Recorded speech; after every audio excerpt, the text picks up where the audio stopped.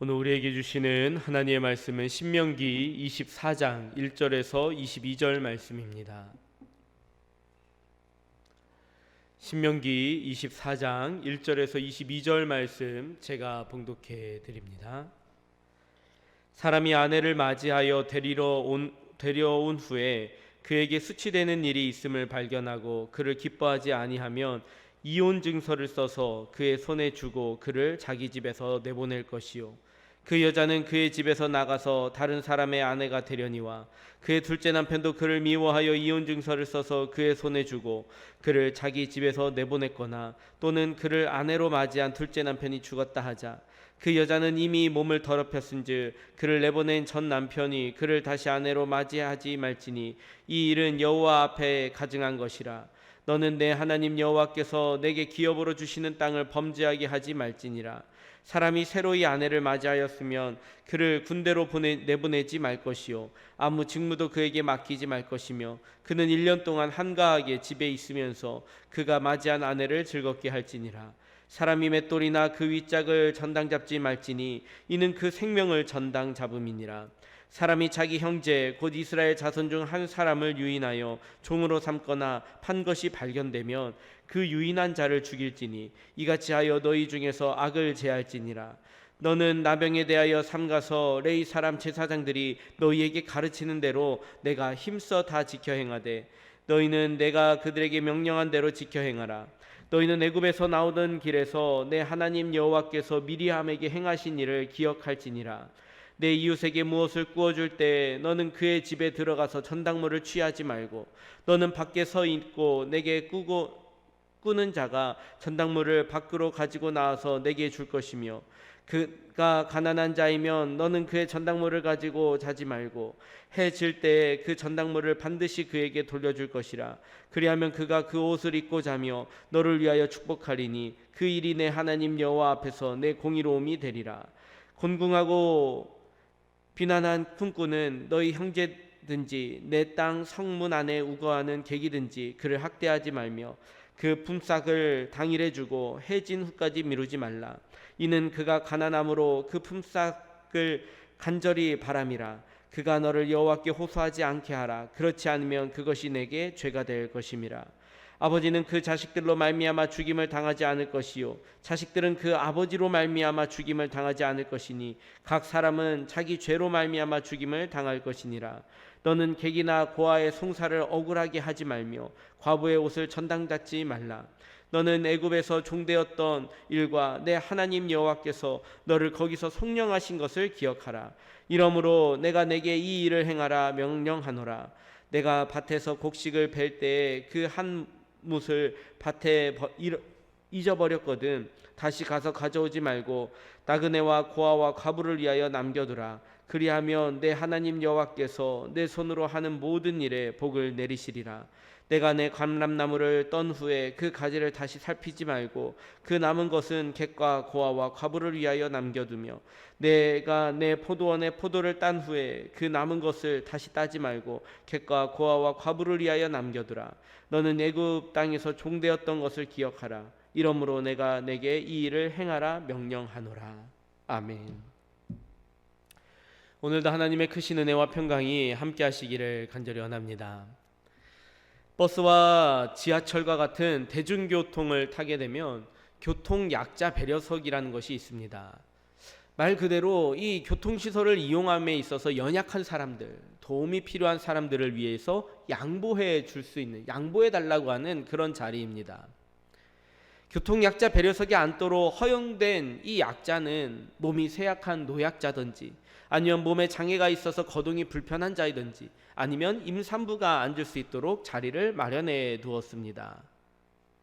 이들을 위해 따로 자리를 마련해 놓은 것은 사회에서 마땅히 보호돼야 될 대상임을 모두가 그것을 인정하고 알기 때문입니다.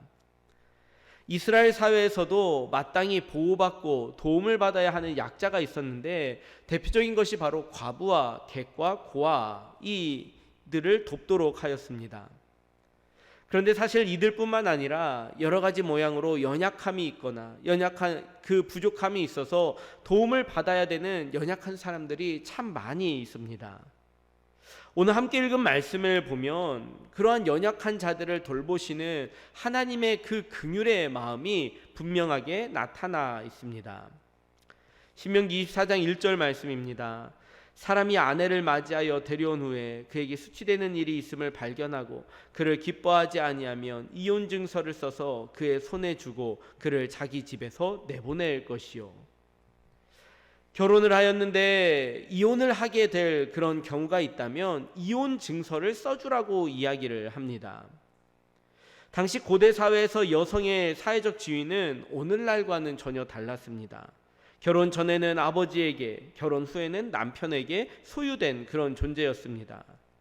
당연히 여성이 홀로 이 사회에서 살아간다라는 것은 사실상 불가능한 일과도 같았습니다. 그렇기 때문에 합법적으로 이 이혼 증서를 주라고 말씀하는 것입니다. 다시 재혼할 기회도 보장해 달라는 것이었습니다. 만약 이들이 이혼을 하게 되었다면 사실상 이혼이 아니라 버림을 받는 것이었습니다.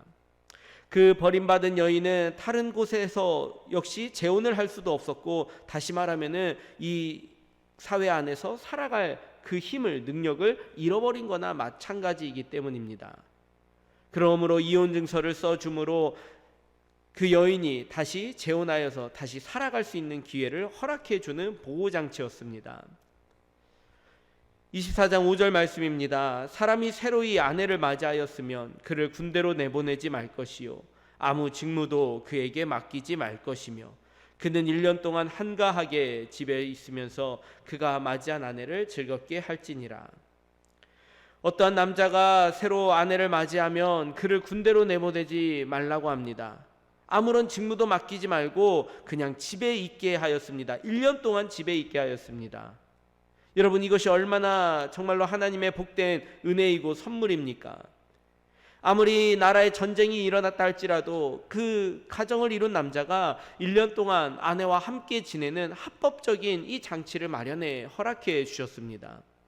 가정을 세우고 가정의 행복을 다지고 그래서 자녀를 번성케 하라는 하나님의 아름답고 따뜻한 배려가 담겨있는 말씀입니다. 신명기 24장 6절 말씀입니다. 사람이 맷돌이나 그 윗짝을 전당 잡지 말지니 이는 그 생명을 전당 잡음이니라. 농경사회에서 이 맷돌은 없어서는 안 될 생필품과도 같은 것입니다. 이 맷돌을 가지고 곡식을 갈아서 어떠한 음식 음물을 만들어 일을 하기도 하고, 아니면은 직접 그 음식을 만들어서 생계를 연명할 수도 있기 때문입니다. 하나님께서는 이처럼 그 생계와 직접적으로 연결되어져 있는 그 생필품을 지켜주시면서 어떻게 해서든지 이 땅에 있는 모든 사람들이 최소한의 그 삶을 살아갈 수 있도록 하나님께서 배려하시는 그 배려가 담겨 있습니다. 신명기 24장 8절에서 9절 말씀입니다. 너는 나병에 대하여 삼가서 레위 사람 제사장들이 너희에게 가르치는 대로 내가 힘써 다 지켜 행하되 너희는 내가 그들에게 명령한 대로 지켜 행하라. 너희는 애굽에서 나오는 길에서 내 하나님 여호와께서 미리암에게 행하신 일을 기억할지니라. 나병에 걸린 사람은 공동체 안에서 함께 생활할 수가 없었습니다. 그들은 레위 사람 제사장들이 명령하는 대로 성 밖으로 보내져서 그곳에서 격리하며 그곳에서 따로 살아야 했습니다. 당연히 누구라도 이러한 조치를 받아들였지만 나병에 걸려 격리 생활을 해야 했던 이 환자들의 마음은 얼마나 괴롭고 고통스러웠겠습니까? 이 병이 내가 나을 수 없다라는 것을 알기 때문에 나병에 걸린 환자는 더욱더 괴로웠습니다. 몸도 힘들었지만 이제는 내가 더 이상 가족들과 함께 지낼 수 없다는, 내가 그 공동체의 구성원으로 살아갈 수 없다라는 상실감에 더욱더 괴로웠을 것입니다. 하나님께서는 비록 나병에 걸린 환자들을 격리하게 하셨지만 그러면서 동시에 이 나병 환자들이 낙심하거나 절망에 빠지지 않도록 위로하는 일도 잊지 않으셨습니다. 하나님께서는 이 미리암에게 행하셨던 일을 기억하라고 말씀하십니다. 출애굽할 때 모세를 비방한 일로 미리암이 나병에 걸리게 되었을 때 모세는 미리암의 이 나병을 낫게 해달라고 하나님께 기도하였습니다. 민수기 12장 14절 말씀입니다. 그를 진영 밖에 이레 동안 가두고 그 후에 들어오게 할지니라 하시니. 하나님께서 모세의 기도를 들으시고 말씀하십니다. 나병에 걸린 이 미리암을 정결법에 따라서 진영 밖에서 7일 동안 격리시켜라. 그러나 이후에는 들어오도록 하였습니다. 무슨 말입니까? 하나님께서 7일 후에 이 미리암의 나병을 낫게 하셔서 다시 돌아오게 하셨다라는 말입니다. 그러므로 이 일을 기억하면서 비록 나병에 걸려 격리해 있지만 하나님께서는 반드시 치료하시고 회복시켜서 다시 돌아오게 하시려는 그 위로를 얻게 하셨습니다. 신명기 24장 13절 말씀입니다. 해질 때 그 전당물을 반드시 그에게 돌려줄 것이라. 그리하면 그가 그 옷을 입고 자녀 너를 위하여 축복하리니 그 일이 내 하나님 여호와 앞에서 내 공의로움이 되리라. 옷을 저당 잡아서도 해가 지기 전에는 반드시 돌려주어야 합니다. 그의 생계와 생명을 지켜주는 하나님의 세심한 배려입니다. 그렇게 할 때 그 사람이 그 옷을 입고 또한 그 옷을 덮고 자면서 그를 위하여 축복 기도를 할 것이라고 말씀해 줍니다. 이처럼 고아와 과부와 객을 비롯한 모든 연약한 자들을 하나님께서는 그들을 배려하라고, 그들을 도와주라고, 그들을 긍휼히 여기라고 말씀하십니다. 하나님께서는 왜 이렇게 이것을 이스라엘 백성들 그 공동체 안에서 이야기하고 명령하시는 것일까요? 신명기 24장 18절 말씀입니다. 너는 애굽에서 종되었던 일과 내 하나님 여호와께서 너를 거기서 속량하신 것을 기억하라. 이러므로 내가 내게 이 일을 행하라 명령하노라. 하나님께서 이스라엘에게 이와 같이 명령하시는 이유는 너희도 애굽 땅에서 종되었던 시절이 있었기 때문이라는 것에 대하여 말씀해 줍니다. 애굽 땅에서 종살이할 때 고아처럼 돌봐주는 이가 없었고 과부처럼 고난의 삶을 살아야 했고 객처럼 낯선 땅에서 방황해야만 했습니다. 그러나 하나님께서는 거기서 그들을 지켜주시고 보호하시고 마침내 그 자리에서 속량해 주셨습니다. 건져주셨습니다. 도와주셨습니다. 그래서 살게 해주셨습니다. 이러한 놀라운 은혜와 사랑을 경험했으니 당연히 동일하게 그 은혜와 사랑을 실천하면서 살라는 명령입니다. 사랑하는 수도교회 성도 여러분, 하나님께서 그들을 지켜주신 자, 건져주신 자, 구원해 주신 자, 다시 말하면은 하나님의 구원의 은혜를 힘입어서 살아가는 성도들에게 말씀하시는 내용은 분명합니다. 너희가 먼저 하나님의 그 사랑과 은혜를 경험하였으니 그것을 드러내고 그것을 나타내고 그것을 증거하며 살라는 말입니다.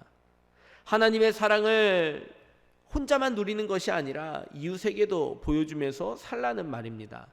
하나님의 그 사랑과 은혜를 흘려보내며 살라는 말입니다. 여전히 우리 주변에 여러 가지 모양으로 도움이 필요한 연약한 그런 지체가 분명히 있습니다. 그들을 향해 하나님의 그 긍휼의 마음으로 서로 중보하며 도와주며 위로하며 실제적인 그 격려와 도움을 줄 수 있는 저희들 모두가 되기를 간절히 원합니다. 하나님께서 그러한 자들을 지키시고 도와하시고 보호하시고 그리고 그들이 복되게 하나님께서 인정해 주실 줄로 믿습니다. 오늘 우리들에게 주어진 이 귀한 사명들을 잘 감당함으로 여전히 하나님께 복을 받는 존재로, 하나님께 인정받는 존재로, 하나님께 칭찬받는 우리 모든 교회와 성도님들 다 되시기를 주님의 이름으로 축원합니다. 함께 기도하겠습니다. 거룩하신 하나님 감사합니다.